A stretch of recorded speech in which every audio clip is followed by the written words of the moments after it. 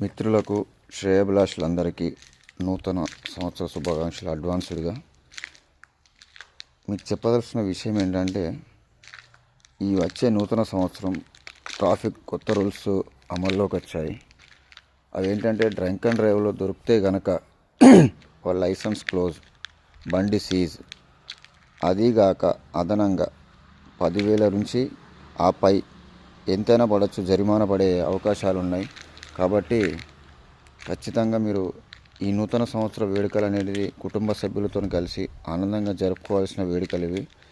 తాగకండి, తాగి బండి నడపకండి.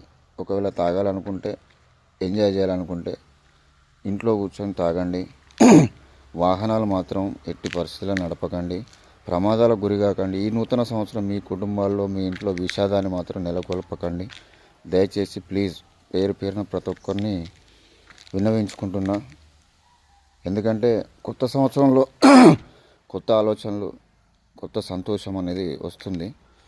అలాంటి సందర్భంలో మనం ఇట్లా విషాదానికి గురి కావడం, కుటుంబ సభ్యులంతా రోధిస్తూ ఉండడం అనేది చాలా బాధాకరంగా ఉంటుంది. కాబట్టి ఆలోచించండి.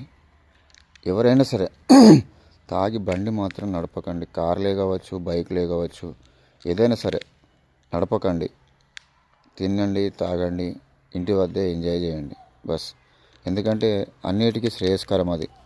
కుటుంబ సభ్యులు హ్యాపీగా ఉంటారు, మీకు కూడా నూతన సంవత్సర వేడుకలు కూడా చాలా హ్యాపీగా జరుపుకున్నట్టుగా ఉంటుంది.